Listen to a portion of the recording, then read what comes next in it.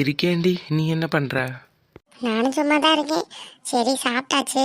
நல்ல வயிறார ஃபங்க்ஷனில் இனி தூங்க வேண்டியதான்.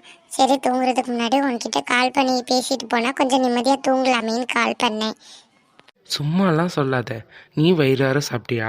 நான் தான் உன்னை பார்த்துட்டே இருந்தேனே, கொஞ்சமாக தான் சாப்பிட்டேன். இது அது கொஞ்சமா? நீ என்ன பண்ண? அந்த பொண்ணுக்கு சாப்பாடு வைங்க சாப்பாடு வைங்கன்னு எல்லாமே எனக்கே வைக்க சொல்லிட்டு வேடிக்கை பார்த்துட்டு இருக்க. நிறைய வச்சாங்களா? வச்சாங்க. போதும் போதுன்ற அளவுக்கு சாப்பாடு சாப்பிட்டாச்சு. சரிடி, ஃப்ரூட்ஸ்லாம் கொடுத்துருக்காங்கல்ல, டெய்லி ஒவ்வொரு ஃப்ரூட்ஸை ஒவ்வொரு ஜூஸ் போட்டு குடி, சரியா? சரி ஆதி. ஆதிமா, உங்க அப்பா கூட சண்டை போடாதடா. அப்பா கூடயே சண்டை போட்டா அவர் மனசு கஷ்டப்படும்ல. போடி அங்கிட்டு, நீ வேற. அப்படி நினச்சி தான் என் வாழ்க்கையே போயிருச்சு. இன்னியும் போக விட மாட்டேன். என் தங்கச்சி சொன்னது சரிதான். நீ இருக்கிற வரைக்கும் ஓகே. இப்போ நீ அபியை கல்யாணம் பண்ணி வந்துட்டேன்னா காசுக்கு என்ன பண்ணுவ? செருப்பால் அடித்த மாதிரி அப்படின்னு கேட்டா. அப்போ தான் யோசித்தேன், சரி நம்ம அப்பா நம்மளை நல்லா பார்த்துக்கிட்டா நம்ம ஏன் சண்டை போட போகிறோம்? அவர் சரியாக பார்த்துக்கலன்றதுக்காக தானே சண்டை போட்டேன். புரியுது ஆதி, பொறுமையா சொல்லி எடுத்து புரிய வைக்கலாம்ல அப்பாக்கு. இல்லடி, ஒன்று சொல் புத்தி இருக்கணும், இல்லை சொந்த புத்தி இருக்கணும். ஆனால் அவர்கிட்ட ரெண்டுமே கிடையாது. அவரும் யோசிக்க மாட்டாரு, நாங்கள் யோசிச்சு சொன்னாலும் கேட்க மாட்டாரு. அப்படிப்பட்டவர்கிட்ட என்னடி பேசி புரிய வைக்க முடியும்? சரிடா, கோவப்படாத, விடு. சரி, இனிமேல் நீ இதை பற்றி கேட்காத. இது நம்மளுக்குள்ள எதுவும் சண்டை வந்துட போகுது. சரிடா. ஆமாம், உனக்கு கூட பிறந்த அண்ணா ஒருத்தர் மட்டும்தானா? ஆமா ஆமா, நானும் அண்ணாவும் மட்டும்தான். சரி, உங்கள் அண்ணன் என்ன பண்ணுறாரு? கல்யாணம் ஆயிடுச்சா? அது அது வந்து ஆதி. என்னடி, கல்யாணம் ஆயிடுச்சான்னு தானே கேட்குறேன். அதுக்கே இப்படி ஷாக் ஆயிட்ட? அது வந்து ஆதி, அது சரி விடு, உனக்கு சொல்ல இஷ்டம் இல்லாட்டி நீ சொல்ல வேண்டாம். ஆனால் உனக்கு எப்போ சொல்லணும்னு தோணுதோ அப்போ என்கிட்ட சொல்லு. உன்னை எப்பவுமே நான் கம்பல் பண்ணவே மாட்டேன். உன் இஷ்டப்படி நீ இருந்தால் எனக்கு அதுவே போதும். ஏன்னா நீ சந்தோஷமாக இருந்தால் நான் சந்தோஷமாக இருந்த மாதிரி. ஆதி, நான் ஒன்று சொல்லவா? சொல்லுடி. ப்ளீஸ், தயவு செஞ்சு என் ஃபேமிலியை பற்றி மட்டும் எதுவும் கேட்காத ப்ளீஸ். உன்னை கெஞ்சி கேட்டுக்கிறேன். முக்கியமாக எங்கள் அண்ணனை பற்றி எதுவுமே கேட்காத. ஏய் லூசு, அதுக்கேண்டி அழுகிற? சரி சரி, நான் கேட்கல, விடு. இப்போ நான் சொல்கிற கேட்டுக்கோ. என் மேலே நம்பிக்கை வச்சு உனக்கா எப்போ சொல்லணும்னு தோணுதோ அப்போ சொல்லு. அது வரைக்கும் உன்னை பற்றி எதுவுமே நான் கேட்க மாட்டேன். உன்னை பற்றி எனக்கு எல்லாமே தெரியும். உன் ஃபேமிலியை பற்றின விஷயம் தெரிஞ்சுக்கிறதுக்கான நாள் கூடிய சீக்கிரம் வரும். அப்போ நான் தெரிஞ்சுக்கிறேன். So you don't worry. Thanks Aadhi. சரி, நீ அழுகாமல் கண்ணை தொடச்சிட்டு தூங்கு. சரிடா, சரி வச்சிடட்டுமா? அதெல்லாம் வைக்கக்கூடாது. நீ சிரிச்சாதான் நான் கட் பண்ண அலோவ் பண்ணுவேன். சரிடா, நான் வைக்கிறேன். சரி அபி, பார்த்து பத்திரமா தூங்கு என்ன? சரிடா. சே பாவம், இதுக்கு பின்னாடி ஏதோ ஒரு சீக்ரெட் இருக்கு. அதான் சொல்ல மாட்றா. பரவாயில்ல, இதை பற்றி கேட்டு அவளை அழுக வச்சு கஷ்டப்படுத்தி எதுக்கு? அவள் ஹாப்பியாக இருந்தால் அதுவே போதும். நம்மளுக்கு என்ன உண்மை தெரியாமலேவா இருக்க போகுது? எப்படியும் என்னைக்காவது ஒரு நாள் தெரியும், அன்னைக்கு தெரிஞ்சுக்கலாம். அது வரைக்கும் என்னோட ஒய்ஃப் சந்தோஷமாக இருந்தால் எனக்கு அதுவே போதும்.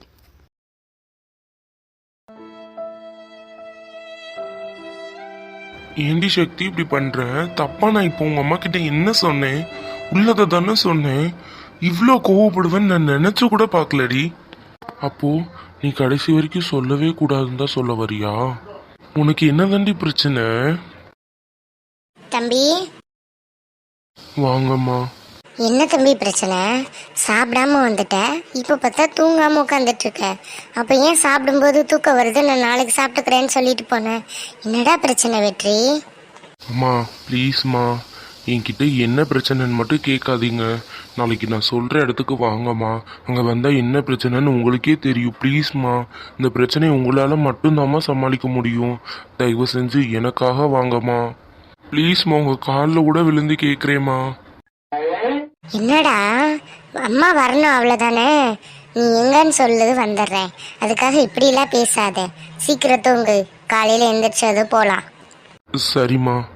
தங்கம், சாப்பிடாம வேற வந்துட்ட. அம்மா டீ காப்பி ஏதாவது கொண்டு வரட்டுமா? அதெல்லாம் வேண்டாம்மா. சரி, லைட் ஆஃப் பண்ணிட்டு தூங்கு. சரிம்மா. ஏண்டி சக்தி, நீ முழுசா என்னை வெறுக்கிற அளவுக்கு நான் உன்கிட்ட அன்பை காமிச்சேனா இல்லை கோவத்தை காமிச்சேனான்னு எனக்கு தெரியல. ஆனால் இந்த அளவுக்கு என்னை வெறுத்து ஒதுக்கிட்டல. ச்சே, நம்ம தெரியாதனமா வெற்றி மேலே கோவப்பட்டுட்டோமே. அவர் மேலே எந்த தப்பும் இல்லையே. அவர் உண்மை தானே நம்ம அம்மா கிட்ட சொன்னாரு. கோச்சிட்டு வேற போனாரு. சாப்பிட்டாரா, என்ன பண்றாரோ, ஒரு கால் பண்ணி பார்ப்போன்னு கூட உனக்கு தோணலை இல்லடி? இதை சொன்னா ஏன் நீங்க கால் பண்ண வேண்டியதானே அதுக்கும் சண்டை போடுவா. இவ்வளெல்லாம் என்ன பண்றதுனே தெரியல. இதுக்கெல்லாம் ஒரே வழி, ஒரே தீர்வு நம்ம அம்மா தான். அம்மாவை கூட்டிட்டு போய் நாளைக்கு கோயில்ல வச்சு எல்லா உண்மையும் சொல்லி பேசி சக்தி கிட்ட பேச சொல்லிட்டு, அண்ணனுக்கும் அன்னைக்கு கல்யாணம் முடிஞ்சதுக்கு அப்புறமா சின்ன பொண்ணு அம்மா கிட்ட சக்தியோட அம்மா கிட்ட பேச சொல்லிட்டு அப்புறம் நம்மளோட கல்யாணத்துக்கு ஏற்பாடு பண்ணுவோம். இப்படியே விட்டோம்னா சக்தி என்னை விட்டே போயிடுவா. அதுக்கு நம்ம இடம் கொடுக்கவே கூடாது. பிரச்சனைன்னு ஒன்று இருந்தால் தீர்வுன்னு ஒன்று இருக்கும்னு சொல்லுவாங்கல்ல, அந்த மாதிரி என்னோட பிரச்சனைக்கு தீர்வுன்னு ஒன்று இருக்கு. அதை நம்ம கண்டும் பிடிச்சாச்சு. இனி செயல்படுத்த வேண்டியது தான். அது ஒன்று மட்டும்தான் பாக்கி. அதையும் முடிச்சிட்டேன்னா என் சக்தி என்னை விட்டு எங்கேயும் போக முடியாது. நான் பண்ணதில் எந்த தப்பும் இல்லைன்னு தான் நான் நினைக்கிறேன். என் மேலே எந்த தப்பும் இல்லை. நீ சொன்னாலும் விஷயம் ஒன்று தான், நான் சொன்னாலும் விஷயம் ஒன்று தான். நீ சொல்கிற மாதிரி எனக்கு தெரியல, நான் சொல்லிட்டேன். அதனால எனக்கு எந்த பிரச்சனையும் வரும்னு தோணவே இல்லை. நீ சொன்ன பிரச்சனை வருமா? இல்லைல்ல. அப்போ நான் சொன்னா மட்டும் எப்படி பிரச்சனை வரும்? ஏண்டி என் மண்டையை போட்டு குழப்பி எடுக்கிற சக்தி? இனி இவளை பத்தி கவலைப்பட்டுட்டே இருந்தேன்னா நான் முழு பைத்தியமாவே மாறிடுவோம். பேசாம தூங்கிடுவோம். நாளைக்கு அம்மாவை கூட்டிட்டு போய் சக்தியை வச்சு பேசுவோம். தூக்கமா வருது.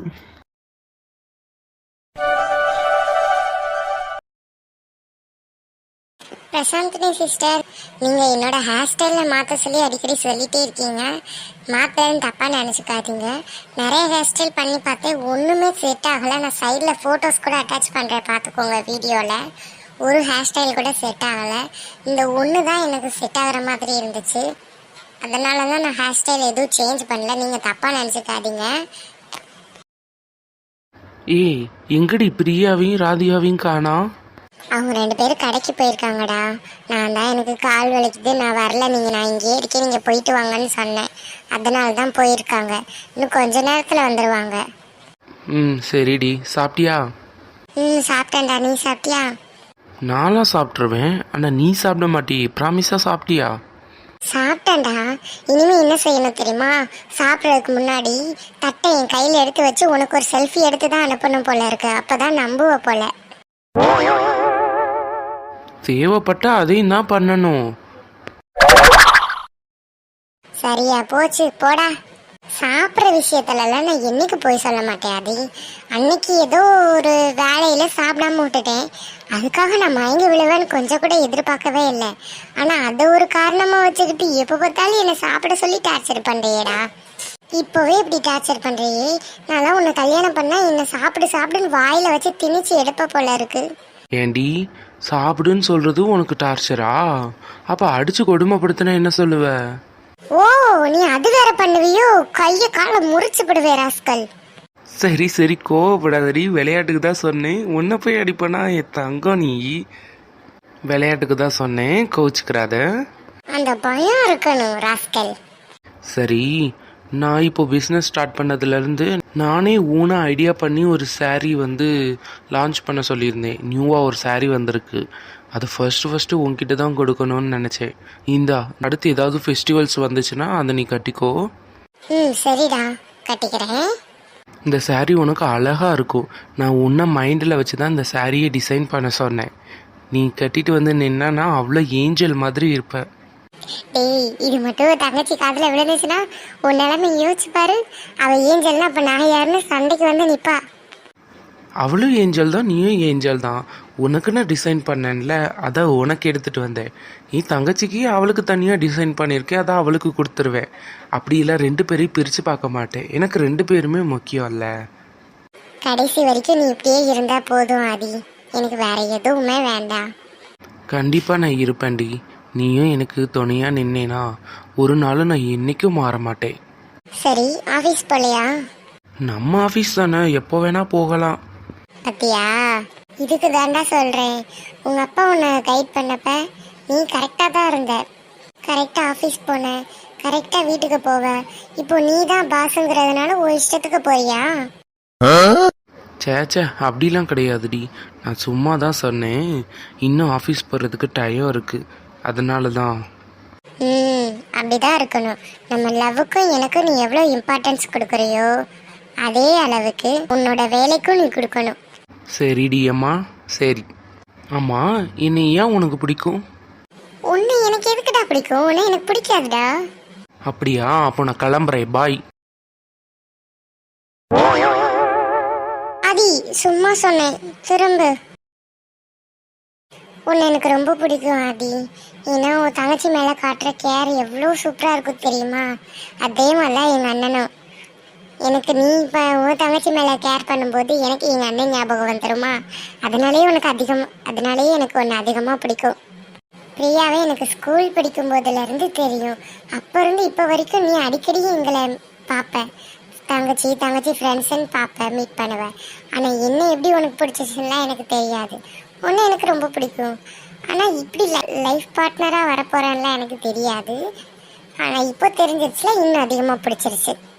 அதெல்லாம் சரி, கொஞ்சம் சிரிச்சுக்கிட்டே தான் சொன்னா என்ன? போதுமா?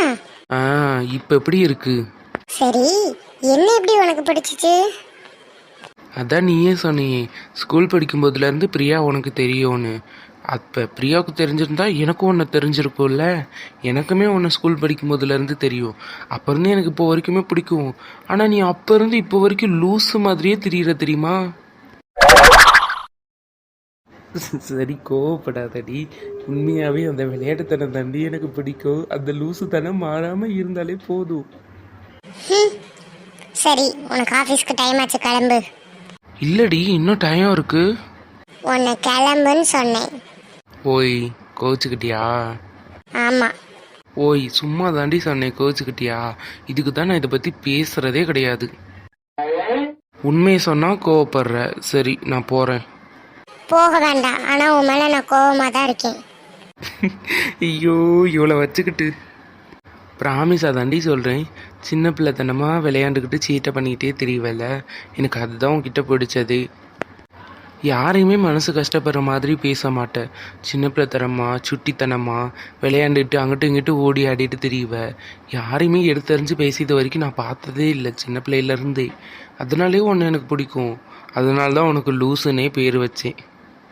உண்மையாவா? ஆமாம், லூசு. சரி, என்ன சொல்கிறேன்? நீ கூட தான் சின்ன பிள்ளைலாம் அரை டவுசர் போட்டுட்டு தெரியவ. அதை இப்போ உங்ககிட்ட கேட்டாங்களா? சரி, எனக்கு ஆஃபீஸ்க்கு டைம் ஆச்சு, நான் போயிட்டு வரேன். ஏய், இருடா, மீதி கதையை கேட்டுட்டு போலாம். நான் போறேன்டி, பாய். டேய், அட பாவி பையன், உன்னை பத்தி சொன்னா மட்டும் எஸ்கேப் ஆயிரு என்ன? ஹலோ சார், நான் தீக்ஷா பேசுறேன். சொல்லுங்க தீக்ஷா, என்ன பிரச்சனை? ஹலோ சார், நான் கொஞ்சம் சொல்றேன், கொஞ்சம் கோவப்படாம கேளுங்க சார். என்ன தீக்ஷா, எதுவும் ப்ராப்ளமா? எஸ் சார், ஒரு சின்ன ப்ராப்ளம் சார். என்னம்மா? சார், நம்ம சக்தி வேலையை ரிசைன் பண்ண போறாளாம். சேச்சா, இருக்காது தீக்ஷா. அது சிவசக்தியா இருக்கும். அது வேற சக்தி. நம்ம ஆஃபீஸில் தான் 2-3 சக்தி இருக்காங்களே, அந்த சக்தியாக கூட இருக்கலாம்ல. இல்லை சார், நம்ம சக்தி தான் இன்னைக்கே கால் பண்ணி சொன்னா. என்ன சொல்றீங்க? ஹலோ தீக்ஷா, நான் சக்தி பேசுறேன்டி. சொல்லுடி. தீக்ஷா, எங்கடி இருக்க? வீட்டில் தான். ஏன் கேட்குற? இல்லை, இன்னைக்கு ஆஃபீஸ்க்கு கொஞ்சம் சீக்கிரம் வர முடியுமா ப்ளீஸ் டி, எனக்காக. ஏண்டி, ஏதாவது ஒர்க்கு பெண்டிங்கில் இருக்கா? முடிச்சு தரணுமா? சரிடி, அப்போ ஓகே, சாப்பிட்டதும் வந்துடுறேன். அதெல்லாம் இல்லடி. அப்புறம் எதுக்குடி? தீக்ஷா, அது நான் வேலையை ரிசைன் பண்ண போகிறேன். ஏய், உனக்கு என்ன பைத்தியமாடி? நல்ல வேலைக்கு எடுத்துட்டு வேற என்ன வேலைக்கு போகிற?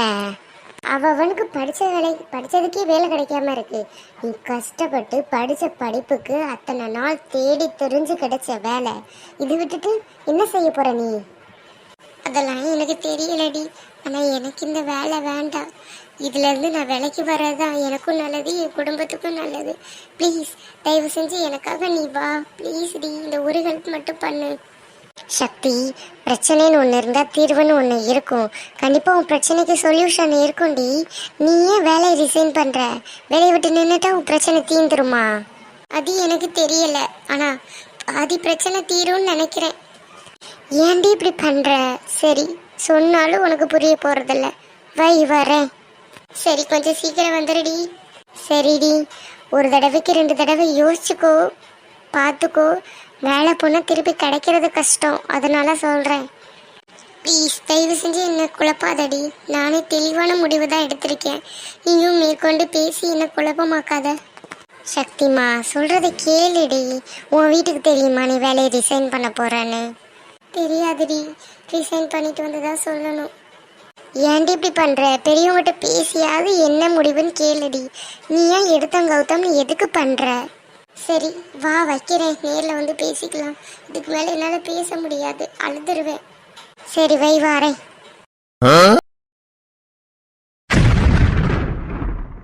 இதான் சார் நடந்துச்சு. நான் எவ்வளவோ சொன்னேன், அவ கேட்குற மாதிரியே எனக்கு தெரியலை. சரி, இப்போ அவ எங்க இருக்கா? ஐ மீன், அவங்க எங்க இருக்காங்க? என்ன ஆஃபீஸ்க்கு தான் சார் வர சொன்னா. அவளும் அங்கே வந்துடுறேன்னு சொல்லியிருக்கா. கண்டிப்பாக உங்களோட சைன் அதில் இருந்தால் தான் அவள் வேலையவே ரிசைன் பண்ண முடியும், இல்லாட்டி பண்ண முடியாது. ஸோ நீங்கள் கண்டிப்பாக வந்தாகணும்.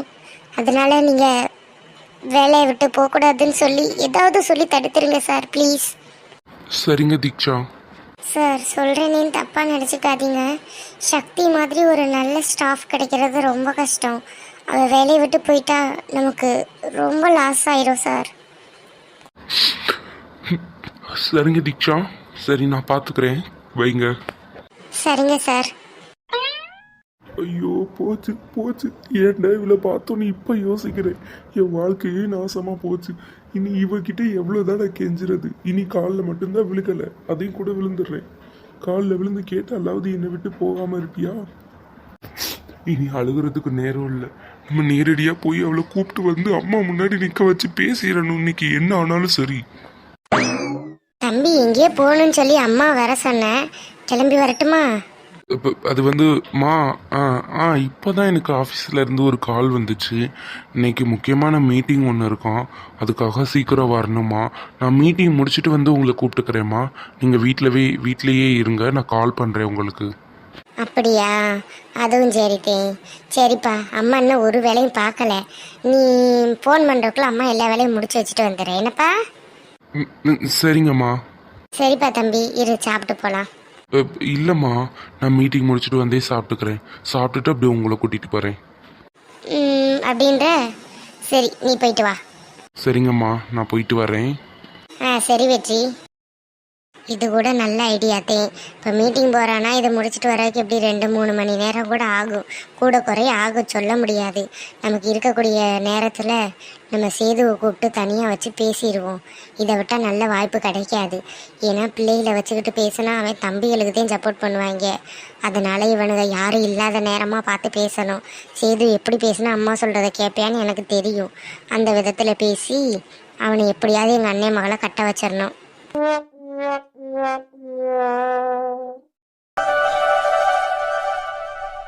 வா சேது, அம்மாவே உன்னை கூப்பிடணும்னு நினச்சிக்கிட்டு இருந்தேன், நீயே வந்துட்ட பத்தியா?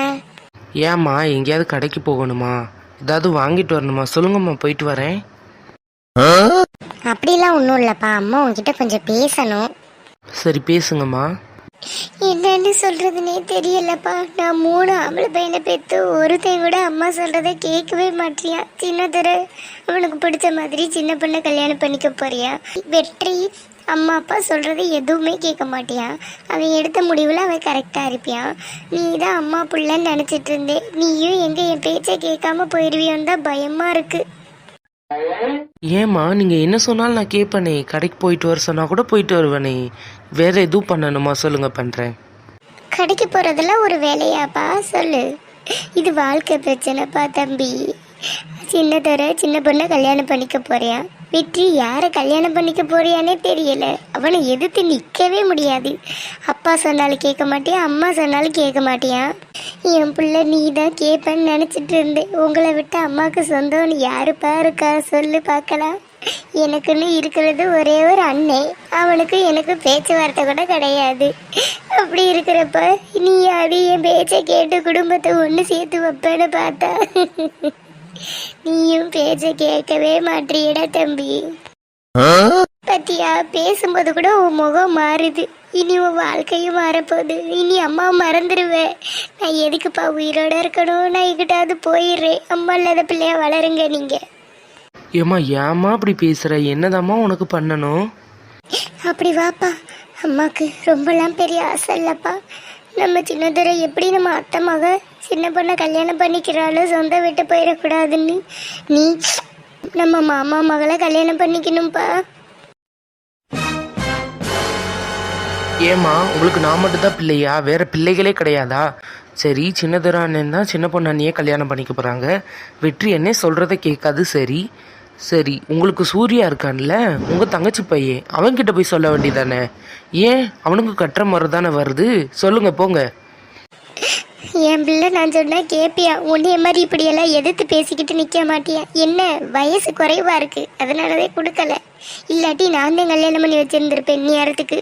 நான் எதுக்குப்பா இருக்கணும்? நீங்கள் போய் ஆளாளுக்கு உங்கள் வேலையை பாருங்க. நம்ம எங்கிட்டாவது தண்ணி இல்லாத காட்டில் கிடக்குறேன், யாருமே இல்லாத மாதிரி. உங்களுக்கெல்லாம் எதுக்கு அம்மா? ஏம்மா ஏம்மா அப்படி பேசுகிற?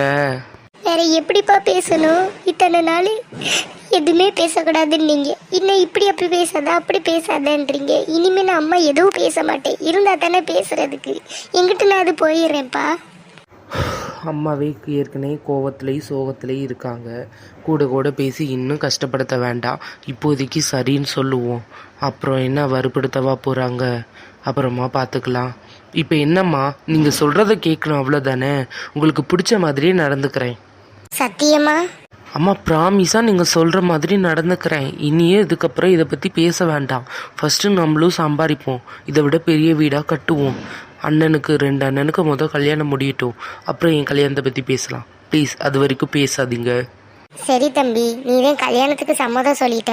அதுவும் அம்மா சொல்கிற பொண்ணை தான் கல்யாணம் பண்ணிப்பேன்னு சொல்லிட்டேன். இனி அம்மா ஒன்றும் தொந்தரவு பண்ண மாட்டேன். நீ போடா தங்கம், போ. சரிம்மா. அப்பாடா, எப்படியோ என் பிள்ளை என் பேச்சை கேட்குறேன்னு சொல்லியிருக்கேன். இதை அப்படியே டெவலப் பண்ணி கொண்டு போய் எப்படியாவது நம்ம அண்ணன் பொண்ணுக்கு இவனை கட்டி வச்சிடணும்.